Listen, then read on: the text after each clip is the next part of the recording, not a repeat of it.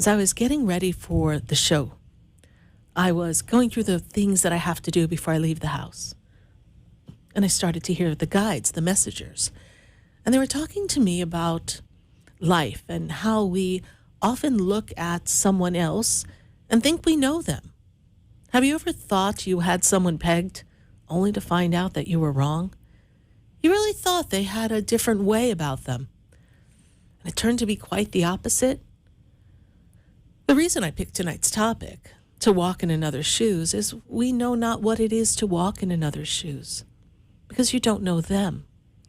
I had a story that my friend used to tell me, and she used to share with me all these details of how people might criticize her on her path of how she raised her child and the jobs that she had and how she managed, and the fact that she had lived with a friend for a while because she really couldn't hack it on her own. And she had felt that a lot of people had judged her and made her not feel like she was a good enough mother or a good enough person or successful. And then those same friends that used to point out all the things that she was doing wrong, they kind of stopped being her friend when she got on the road to success, when she had her own place, when she got herself this really cool hairdo, and she started to work on herself, and she had this great job, and she was connecting with people. And she often said to me, she said, Sarah, people see the glory, but they don't know the story. And I had never heard that before. And I was like, really? What do you mean? And she said, they see the outside package, and they see you once you arrive, but they don't know the troubles that you've seen and the battles that you've had to fight to get there. It's like that overnight sensation who's a music rock star, or maybe that person who's an influencer on Instagram. Wow, bam, overnight sensation. But really? How do you know that influencer wasn't making videos with 3 people watching for years, and then one video went viral, and now suddenly they're an influencer? Or that person who used to sit playing guitar and singing a song off in the corner somewhere while everyone else was talking over them. And then one day they met the right person who introduced them to someone, and everything clicked. You see, we don't know what it's like to be someone else. And you never know what's going on with someone at this moment.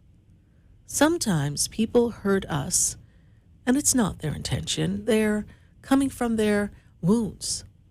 Sometimes we don't like someone, or they annoy us or bother us because we see a little bit of ourself in them. And that's the part we criticize within ourselves. And they're just reminding us of what we still need to work on. We don't know if someone has suffered. We don't know if they are battling a disease. We don't know what's going on with them. We just think we know. And the way we can be empathetic with people is to realize that they are human too, and that they've had problems, and they have had things they've had to overcome. Haven't you? And for some of us, our obstacles are very simple. They're blips on the screen of life that don't really inconvenience us, but set us back for a moment and we bounce back. But it's not that way for everyone. There are people who are at the top of their game and came tumbling down and had nowhere to go. Every door closed to them. And they had to literally build themselves up. I had a client who, she had a job, everything was going fine. She lost her job, she didn't have enough money. This was a few years back before what we're going through now. And she had to go live in a storage unit, kind of. She'd somehow sneak in and spend the few hours at night there and come back out. I'm not sure how she pulled that off, but that was her refuge. We've heard stories of people who just can't keep it together now. And we don't know why that is. Some people may say, well, you should have planned better, you should have done this, but you don't know. You don't know what else they were handling. Sometimes people are not just taking care of themselves. Often they're taking care of family members. And it's not that simple to just budget and cut back, because there's a lot to cover for one person. Maybe that person has just gone through a breakup and they're not being themselves, and you decide that you don't like them because of how they're behaving. Well, maybe the breakup is causing them to be a certain way. There are people who have gone through things that we cannot comprehend. I was always fascinated when I would hear the story of someone who was battling an illness and no one ever knew. And then one day in passing, I learned that they were just coming back from a doctor's appointment and a treatment. And I kind of looked and I said, really? They're like, yes, I have such and such disease. And I went, oh, wow. And then we began to talk about that, but I never knew. And there are people who like to keep things private. Maybe we're not meant to know everybody's story. But you still have to put yourself in their shoes because you don't know what they're really going through. You don't know if they're having a bad day. Just this Monday, I went to go to the eye doctor. And the last time I went to this place, it was a beautiful experience. It was fun. It was nice. And I love my eye doctor. And so I'm sitting there waiting my turn. And then there's that part where they put these other drops in your eyes and they're dilating you and you have to sit there. So I decide I'm going to process what I was purchasing on the other side while I was waiting, being dilated. Well, that was a big mistake because apparently the person in the front was just having the worst day. And I very politely asked the question that said, how's your day? That was not a good question because she told me everything. Later on, we found out that she didn't get a glass of water. I mean, we found out everything. And she really was very frazzled. And it wasn't the best representation because she actually is the first person you see when you walk into the storefront of the eye doctor's office. And so she was just so rattled. The phones were ringing. She couldn't work the system. And she was really having a hard time. And so I kind of kept my composure, just let her do her thing. But it wasn't a good experience. But I don't know what happened before she even came in. Or how they just threw upon her maybe that day this system and told her, figure it out. We don't know. But we do know that the experience wasn't the best. But you could see that she was frazzled. So even though it wasn't feeling comfortable for me on the other side of the counter, I was listening to hear all the things that were going wrong for her. And I thought, I've been there. I know what that feels like, to feel overwhelmed and not have things work or know how to make it work and someone's expecting you to make it work right away. Well, hey, we've had that happen here live on air. We want to make it work. It doesn't work sometimes. And we got to recalculate something and reposition and redirect something so we can get this show on the road. Things happen. You don't know. You don't know what gets someone to the point of where they are. And often, some of people's greatest moments have a backstory of their worst possible moments as well. And those bad moments, those uncomfortable moments, those setbacks are exactly what put them in the right place to be receptive for blessings and opportunities that the divine has for us. That there's a higher story, even though we're going through the struggle. But we never know. You never know when you're walking down the street, when you see that homeless man sitting there and trying to come up to the car and asking for money. And it says they need food and they're hungry. A lot of people have an opinion as to who that person is and what their story is. And they most likely make the assumption that perhaps they're on drugs or they're not going to do the right thing with the money. They won't go buy food. They'll go buy alcohol or drugs. So a lot of people don't feel that they want to give them money. And that's a personal choice. But it's the thought process that we have around someone's homeless. Maybe that's all out of their control.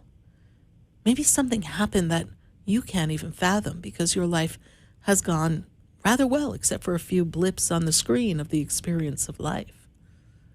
I remember when I used to go down to New York City for work. I actually would cut across the Hudson River on the ferry, get off, and I would walk to State Street. And along the way, I would see this homeless man sitting outside the building, and I would see him every day. So first it began with, I'd say hi, and I'd give him a smile. And then after a few weeks went by, I would give him some money. And then one day, when I was making my lunch, I said, I'm going to make 2 sandwiches. One for me and one for that gentleman sitting outside, just kind of huddled up on the cold wind that's blowing down the street. I'm going to give him a sandwich. And I remember feeling so excited. I was like, I hope he's there. And sure enough, he was. And whatever I had made, I said, I hope you like this sandwich, and I gave it to him. You should see the look on his face. Not that he didn't appreciate the $3 or $5 I might have had. I would always kind of take it out and have it in my pocket, ready to just hand him and keep on moving. You know, when you walk in the streets of New York, there's no stopping. You got to keep it going because the flow of people walking to work is heavy traffic, kind of like the highways. So I gave him the sandwich, and he was so ecstatic to receive this sandwich. And so it became a little tradition between us. Every time I would make my sandwich, I would make an extra one. Some days I'd see him. I didn't see him always. And I would always give him a sandwich. And then it always worked out. On the day I didn't see him, I was extra hungry from all the running around and walking I did. And I'd be like, I could eat another part of a sandwich because it's here. And it was just a feeling. And no, I don't know how he got there. And I don't know what kept him there. But I do know that he needed some guidance and assistance, and he needed some friendship. He needed someone to reach out to him and to see him. Not see him for the condition of where he was at the moment, but to see him as another human being. I remember another time I was in Seattle. I was there for a business conference, and I had a little bit of a break. And on my break, I was walking by the river and the water. And I was walking down, and there was a man singing and playing music, and people were giving him tips. But you could tell he had been a little rough around the edges. Life had thrown him a couple of hard bumps. And you could see some people were listening, and then some people were kind of hesitant, but then they'd put some money in the bucket. And he was just there. And I had time to kill. And it was so beautiful looking at the water. And where he was just so perfect that I sat down next to him. And we began to have a conversation. And he was telling me about his life and things that had happened to him along the way. And the journey was intense. And he did have his own place. He wasn't homeless. He just was struggling. And he needed some help because what he received in a form of a check monthly, it wasn't enough. So he had found this way to connect with people. Then we got talking about spirituality. And he had some of the most interesting takes on spirituality and connecting. And he pulled out some of his writings that he had. And he shared these writings with me. And he even gave me some to take home with me. And he and I stayed in contact for a while via letter. And we talked about different things that he experienced down by the waterside and the people he met. And then one day, not sure how, things just, time and distance just separated the exchange of letters. So we fell apart as far as a connection. But if you knew this man's story and who he was in his early days, you would not look at him the way you looked at him sitting on that water bank with his little tip cup, playing music and not so well singing and entertaining people. You would not judge him the way you judge him if you knew who he was.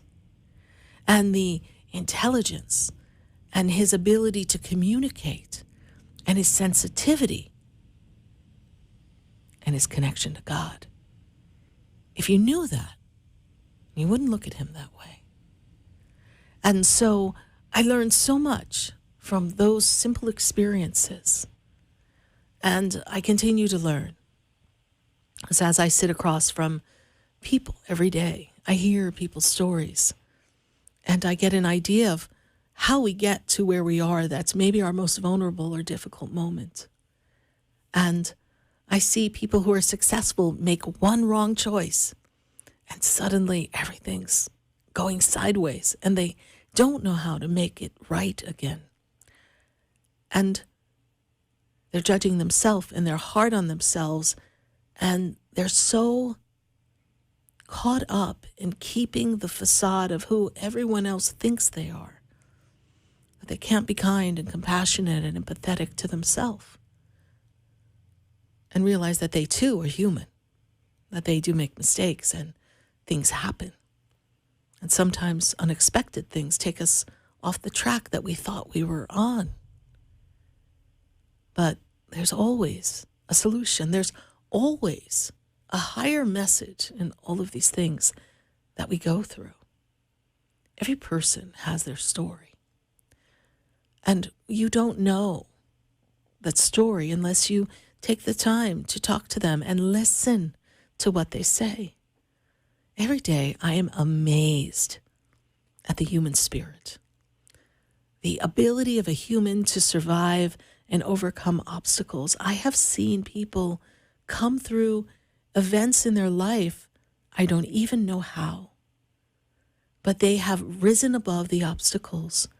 They have chosen to be present in the moment and active in everything they do. And they choose another story. And they don't lose themselves in the story that's trying to pull them down a drain. And always, when you look at someone, you have to remember that there's a piece of God in every human being. Whether it's evident to you, God's in everyone. Even some of the people that you would say, how could that be? But God is there. And we have to look for the light and feel the light. There's a song that I love, and it says, what if God were one of us? Just a stranger on the bus trying to make his way home. What if God was sitting right next to you? What if the person that you see as homeless is really just a manifestation of an angelic being that's there to see if you can stop and see the God in the person, rather than see them as someone who's less than or different or not as good as you? There is an aspect of God in everyone. And until you walk in their shoes, you don't know how they articulate who they are, what the reason is for their journey. And I promise you, from what I've seen from all these people over the years, some of the craziest, most difficult stories have been the stories that God has used to take people to a whole nother level in their life, emotionally, spiritually, financially, in their success. They get lifted up. From the darkest moment, they pass the test, they stay steadfast, they hold the course, they look forward, and they move in the direction of what comes next. And then out of the blue, God just lifts them up. You don't know. Life isn't always success and overnight sensations. Life is a series of steps we take on the path that often cause us to trip, to fall, to have to make our way through darkness till we find the right lit path that we can walk with our head held high and know that everything's going to be all right.